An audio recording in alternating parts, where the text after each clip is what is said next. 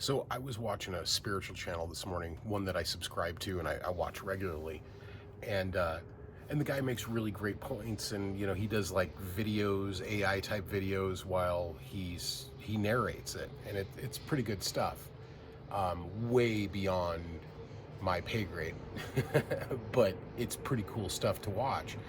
And I happened to go into the comments section, and somebody goes, "Has anyone else noticed that like this guy says the same thing in different ways over and over again?" And my response was, "Well, yeah, because we're all talking about the one thing and trying to find new ways to talk about it, to open up other people's minds to the process, to the situation, the system, the paradox." And that's the thing with spirituality. It's all paradoxical. So it would be, I liken it to, you've discovered a new color, a color that nobody's ever seen before. And now you have to try to explain it, right? And you have to explain it in a way that that person is going to understand. And in that explanation, you'll understand it a little bit better too, because now you're looking at it from another angle. So we're all very individual, right? I mean, we've all had the same types of feelings, but in different ways. We all see the same color, but in different ways. I believe there's a notion that there was a period of time where the human brain could not ascertain the color blue, right? So then consciousness grows, expands, to now we almost take blue for granted. So that's what spirituality is. It's talking about the one thing in such a way as to break everything back down into source, into base consciousness.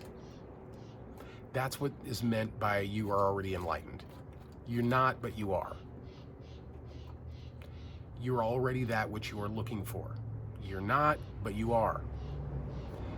And so it gets confounding and it gets all messed up, and you really have to rely on grace. Stick-to-itiveness and grace. That's it. So discipline and grace. That's what it all boils down to. You have to ask the question, why? What? Who am I? What the fuck is this? Why is it the way it is? And then if you ruminate on that consistently over time, that's when grace comes.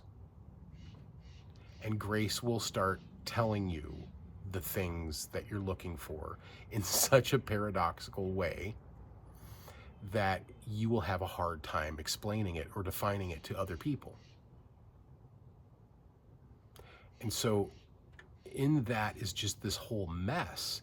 So it does sound like each different spiritual practice is telling you the exact same thing, but in weird different ways. Like you need exactly 108 beads on a mala in order to meditate properly. Well, what if you only had, I don't know, 54 and you just did it twice? Is that any difference? Well, the difference, it falls in your lap.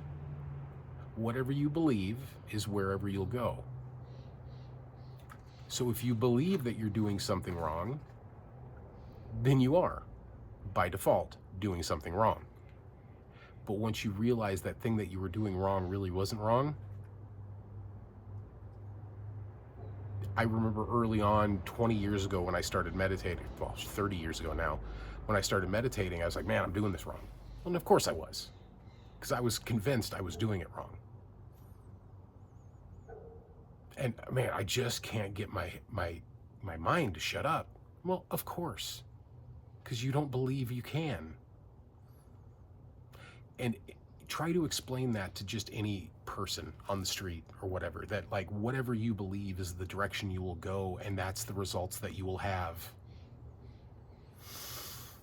Yeah, so those are the reasons why the spiritual stuff gets all jumbly and weird, and you go, why is this guy repeating himself? Well, if you aren't able to hear, you're going to interpret that in a way that rewards your belief system. That's why atheists stay atheist, and then they don't, and then grace comes up and they have a near-death experience, and oh my God, and all of a sudden they're enlightened. It's that type of a deal. And so in that, there's no such thing as enlightenment. It doesn't exist. It's just another belief pattern. And once you realize there is no enlightenment, that's when you can let the enlightenment in. It's like the Chinese finger trap. You're stuck in it until you let go. It's the letting go, it's the surrendering. And you can't do the surrendering on purpose. You can't go, all right, I surrender, and that's it.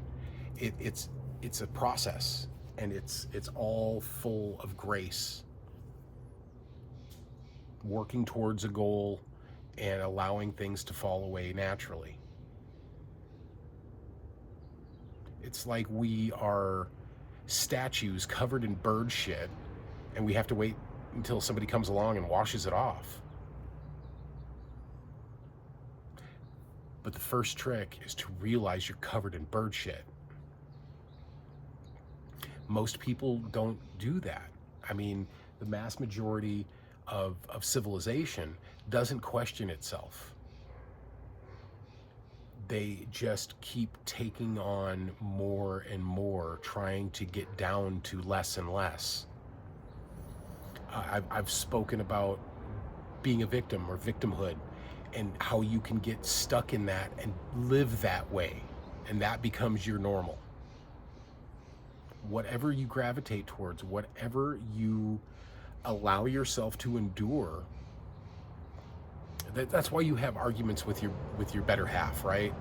Because she doesn't understand you, you don't understand her, and you barely understand yourself, and she can't figure out who she is either, and so you argue and try to get each other to understand what this new color you've just discovered is. And so it's when you surrender to it, when they say the thing, when your partner or your friend or your family member, when they say the thing that triggers you, instead of reacting to it, just sit with it. Create a little bit of distance, a little bit of space. When you do that, and the longer you do that, the more results you'll have.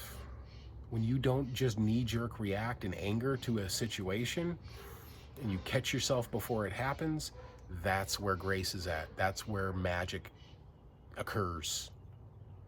That's when suffering starts to dilute into what it really is. Just happenings. We're just being. We're not doing, we're just being. And if you want to be the thing you've always been, then keep doing the things you've always done. But if you get to a point where you're tired of playing the character, start asking the questions. Who's having these thoughts? Where are these thoughts coming from? What is the nature of reality? Who am I? What am I? Why am I? That's when the things start making more sense. And so then when you watch the guy talking about the same thing over and over again in different ways, you go, oh yeah, I've seen that. And then maybe that person will say something that'll trigger an epiphany. And then grace enters, and you go, oh, I never thought about it that way before.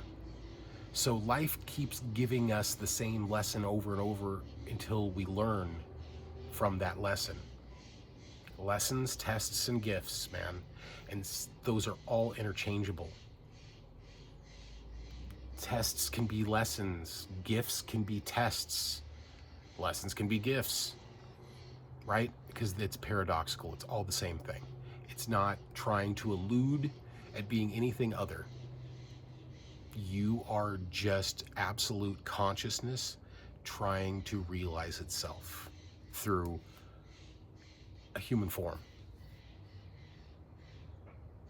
Or maybe the form of a squirrel or a bird. It's all the same thing. So that's why it sounds repetitious, because it's supposed to. Because it's like, you've seen the videos on YouTube, and I'm a culprit as much as anybody else. You know, give me 20 minutes and I'll explain everything. Well, that's not real. That is to get the algorithms to find the right people who need to hear the message. And then I'm sure you've also heard the the um, the title that goes something like, "You were meant to see this right now. There are no accidents." Well, of course there's no fucking accidents. You're meant to see exactly what you're seeing when you see it. And then you relate to it or you don't. It's either confounding or it's so magical that you can't believe you didn't see it before. So yes, of course, you're meant to see exactly what you're seeing when you're seeing it, because there's no other way to do it. It's the awareness of it. It's when you become aware of the fact that you're seeing and going through everything exactly the way you need to, that you can kind of let go. And that's what surrender technically is it's just this knowing that you're supposed to be in the position you're in. And where is the lesson here? What am I going to get out of this? Not as a piece of treasure, but as a removing a piece of treasure. Something we've held on to for way too long that we can just now discard. Because awakening, or the process of awakening, isn't taking new things on, it's getting rid of all of the old things that keep it from being experienced. And it will make you lightheaded, it'll make you fuzzy, and you'll see weird ass shit. Right? And then you'll get attached to that weird ass shit, and then that weird shit will stop happening, and then you'll realize that you were attached to it, and then you go, oh well, crap, that's not my identity, that's not who I am, and then all the weird ass shit will start coming back. It's the synchronicities you'll notice, the lucid dreaming, the out of body experiences, the colors that appear in the mind's eye when you're meditating, the subtle imagery, seeing faces of people you've never met before. It's all of that. And don't attach yourself to it, because it's a dead-end street. As consciousness goes along, it builds and it grows, and that's at least the way it feels. It feels like you're becoming more conscious, and more. What you're doing is you're getting rid of all the things that kept your consciousness from just being what it already is. It's already enormous. You're already perfect just the way you are. We all are. There's no need for self-judgment or outside judgment or any of that, because you're already the thing that you're looking for. You just got to let go of all the things that you pretend to be in order not to see that.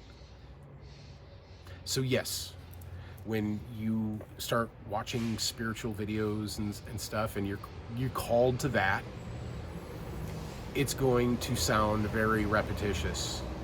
And then it's going to get so repetitious that you start seeing the similarities between all of the different religious sects and practices, and that they're all telling you the exact same thing. It's been said that Christ was not a Christian, and Buddha was not a Buddhist. Lao Tzu was not a Taoist. They found a way to surrender to that which is eternal and always will be. And by doing that, they escaped the illusion of identity. Because we all just have the one identity. We have the one thing that we're going towards. And if we get caught up in that identity, that's what duality is. And if you go too far the other direction and you become a non-dualist, you'll just get trapped there too. So it's about enjoying your life, finding happiness and pleasure, and if you feel compelled to go into your desires, then go into your desires. Whatever you are experiencing is exactly what you need to experience. Your job is do not react. I think it was Nisargadatta talked about not reacting, non-reaction.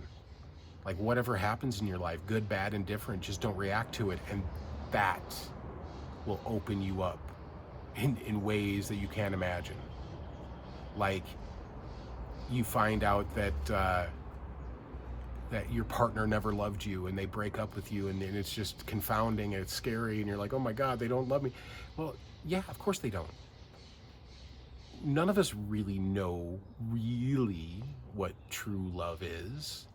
It's not some fuzzy feeling. It's an absolute acknowledgement and acceptance of another person as ourselves. And so how the hell are you going to be able to do that if you can't acknowledge the love and acceptance you have for yourself? Everything is a mirror.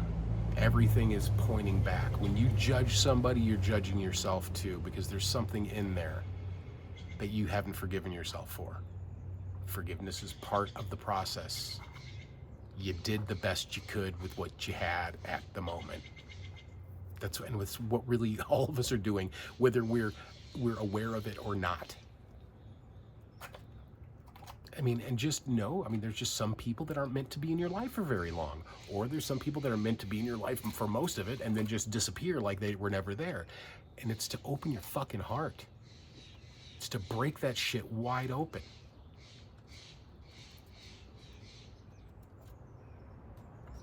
Ram Dass's guru was asked, how did Jesus meditate? And this is a story that's going around a lot, so you'll hear this over and over again too. And he got quiet and tears started running down his face. And he says he got lost in love. And if you've been to that place, you'll know exactly what I'm talking about. Love isn't what the movies portray. It's not what society tells you you should do. Real love it's paradoxical. It's allowing people to fall down and scrape their knee so they learn. Watch your footing. Maintain your foundation. Think outside the box. So eventually you can stop thinking completely. Because, as Eckhart Tolle talks about, in that place of no thought are all of the answers you've ever been looking for. Just create space. Don't react. Observe. Just watch. I had this conversation with a friend of mine this morning, and he was like, man, it's crazy when you just watch. I was like, yeah, you don't need to do anything. It's crazy. It's absolute lunacy. Because we're taught that it's action all the time, that through action things happen. But watching is where all of the stuff happens. Because then you start seeing the sequences of events that lead up to other events. And you can just let things be, because there is no you to not let things be. So my son just started first grade, and I didn't really know what the time was that I was supposed to pick him up, and blah, blah, blah. So I got there probably a half an hour early, and I was sitting in my car, and here he comes walking by on the soccer field or the baseball field that they have. And then all the other kids, the gym teacher says to start running. He didn't run. And it was hot. It was 90 degrees, full sun. It was, it was warm. And so I looked at him like, what the hell are you doing? And I watched him, and he just did not comply to any of the orders he was given. And that can be a bad thing in society, because we're taught to obey, right? Be a good citizen, go to war, die for us. And I was watching him, and the Rage Against the Machine song, the lyric kept playing over in my mind, fuck you, I won't do what you tell me. And I have never been more proud and less proud of my kid as I was right then, because I was like, oh God, it's a tough life. But he didn't do it to be a bad kid. He wasn't doing it as a fuck you statement. It wasn't fuck you, I won't do what you tell me. It was, this is retarded. Excuse that word. I'm not gonna do it. This is ridiculous. The reason I still use that word, by the way, is because it doesn't explain people that was negatively connotated towards. What it actually means is somebody that's totally capable and chooses not to be capable. Okay? Because we have genetic differentiations in the species. But people that act ridiculous, I don't know, retarded is kind of a kind of a word. But if you're using it as a derogatory term to identify people with a genetic deficiency, that's on you, not me. So watching my son do this stuff and watching it play out, and I had to ask him what he was thinking. He was like, it's too hot. Why am I going to do this? It's ridiculous. And they're rules. Everything was rules. This is a rule, that was a rule. And I'm sure you remember your gym teacher. It was all rules, and they're just ridiculous rules. They're silly, and they don't make any sense. The reason they don't make any sense is because they're trying to put a round peg into a square hole. My little squirrel friend is starving. So it was kind of a proud dad moment, and kind of not. Because there was part of me that was like, yeah, kid, buck the system, ask questions, go against the rules.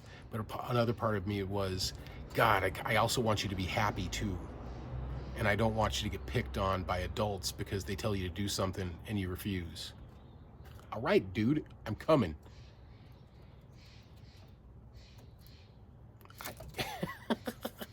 All right, I better feed this guy or he get out of here, you knucklehead. All right, I love you guys. Thank you for watching.